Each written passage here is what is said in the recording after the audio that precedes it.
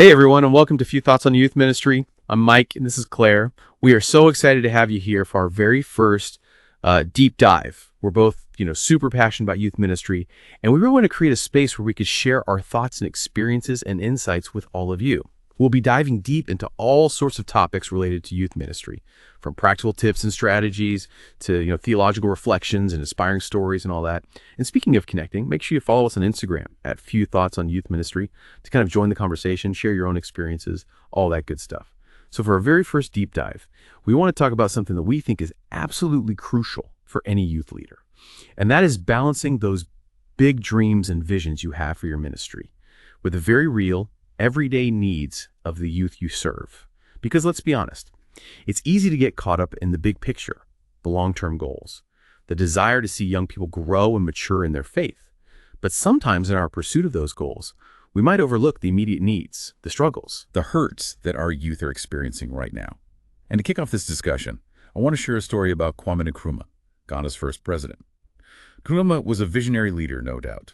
He had this incredible dream for Ghana to become a modern industrialized nation, a beacon of hope for the entire African continent. He launched ambitious projects like the Akosombo Dam, invested in education and healthcare, and championed the cause of Pan-African unity. But here's the catch. While Nkrumah was focused on these grand, future-oriented goals, many Ghanaians were struggling with basic needs, like food, clean water, access to healthcare. This disconnect between Nkrumah's vision and the daily reality of many Ghanaians created tension and ultimately contributed to his downfall.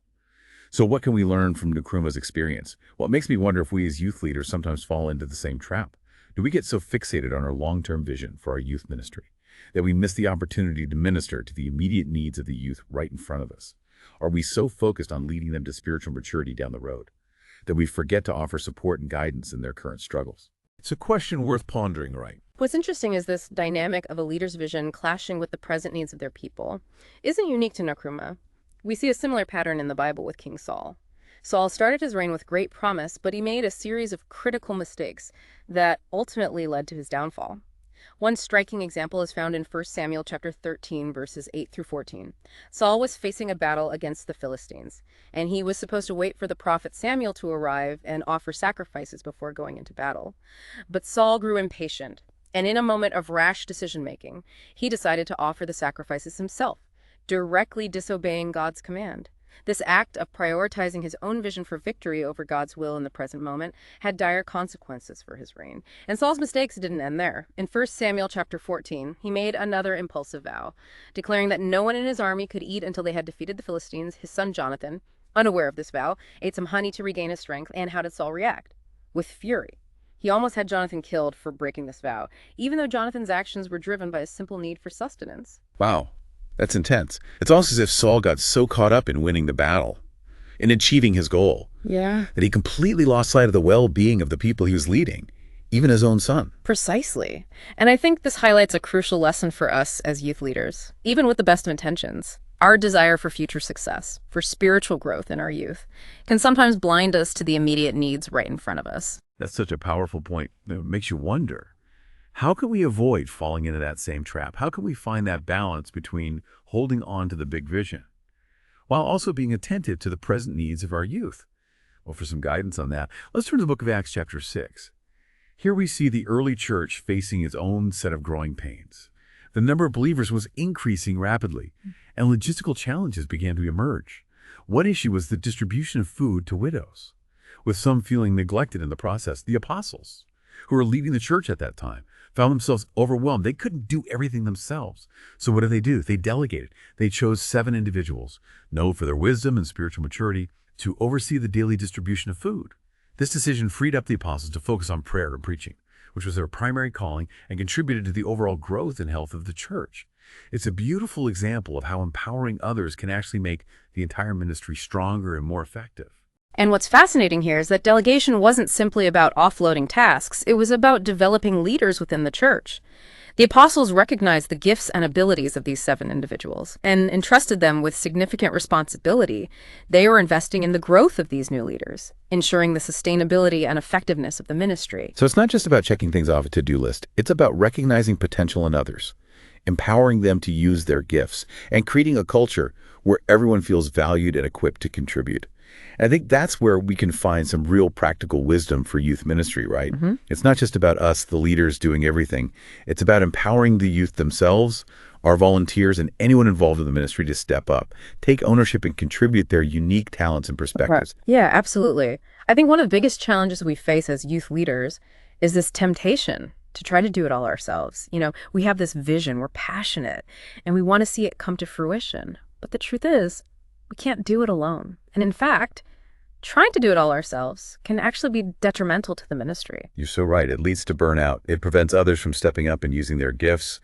And it ultimately limits the potential of what God can do through our ministries. Exactly. So we need to be intentional about empowering others, about creating a culture of shared responsibility, and about trusting that God can work through others just as effectively as he can work through us. I love that. Trusting that God can work through others. It's such a key part of this whole conversation about delegation. Because it's not just about giving tasks away. It's about recognizing that God has gifted each person in our ministry with unique talents and abilities. And that when we empower them to use those gifts, we're actually creating space for God to work in and through them. Absolutely. It's like we're stepping back and allowing God to paint a masterpiece, using all the different colors and textures that he's provided in our ministry. That's such a beautiful image. And it reminds me that we need to be open to the ways that God might be calling others to serve, even if it looks different than what we might have envisioned. Exactly. We need to be willing to let go of our own preconceived notions. Yeah. And allow God to work in and through his people in ways that we might not have even imagined. I think that's a great place to wrap up this first part of our deep dive. We've talked about the importance of balancing vision with presence, the dangers of trying to do it all ourselves, and the power of delegation.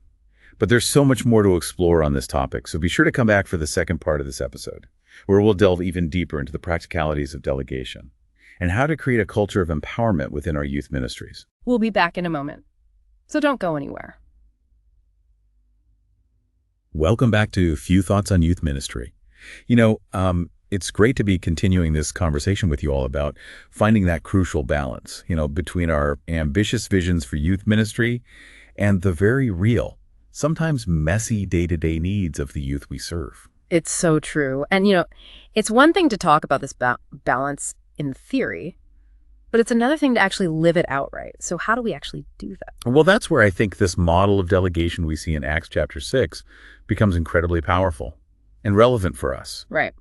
In the last part, we talked about how the apostles, facing those growing demands of the early church, decided to delegate the responsibility of caring for the widows to 7 capable individuals. And you're right, this wasn't just about getting things off their plate. It was a strategic move to empower others to essentially create a leadership pipeline and ultimately to make the ministry more effective. It makes you think, how can we apply this same principle of delegation to our own youth ministries today? Well, first and foremost, I think it requires a shift in mindset for us as leaders.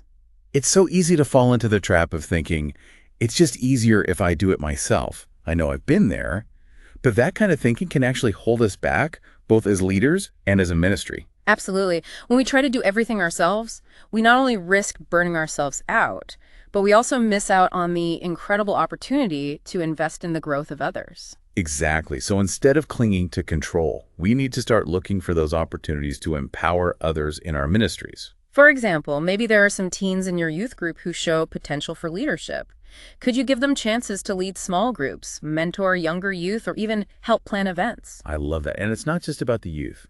We can also empower our adult volunteers by providing them with training and support, equipping them to take on more responsibility and ownership within the ministry. It's all about moving away from a me mentality to a we mentality. Yes. It's about recognizing that the ministry isn't about us as leaders. It's about creating a space where everyone feels valued, supported, and empowered to use their gifts to serve God and others. And that's where the real magic happens. I completely agree, because when we start empowering others, we create this ripple effect of growth and impact that goes far beyond what we could ever achieve on our own. Now let's be real for a second. Delegating effectively isn't always easy. I think that's something a lot of leaders struggle with. Okay. So what are some practical tips to help us delegate like pros? Well, first, be crystal clear about the task or responsibility you're delegating. Don't leave things open to interpretation. Right. So providing specific instructions, deadlines, and any necessary resources is key. Exactly. Second, choose the right person for the job. Think about their strengths, their interests, and their capacity to handle the responsibility. That makes sense. We don't want to set anyone up for failure by giving them a task they're not equipped for. And on the other hand, don't be afraid to challenge people. Just be mindful of not overloading them. Great point. What else? Third, provide ongoing support and guidance. Delegating doesn't mean just throwing someone into the deep end and hoping they swim. So true. We need to check in regularly, offer feedback, and be available to answer questions or provide assistance. And finally, trust the process. Let go of the need to micromanage. Give people the space to learn, grow, and even make mistakes along the way. That can be so hard, but it's so important. It's about remembering that delegation is an investment, not just a task management strategy. You got it. We're investing in the growth of others and the health of our ministry, and ultimately in the future of the church. Now, delegation is an incredibly powerful tool for creating that balance we've been talking about, but it's not the only piece of the puzzle. You're absolutely right.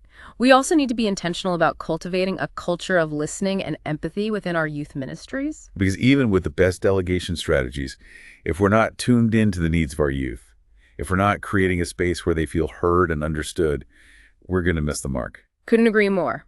So how do we do this? How do we become better listeners? It's something we all need to be constantly working on, for sure.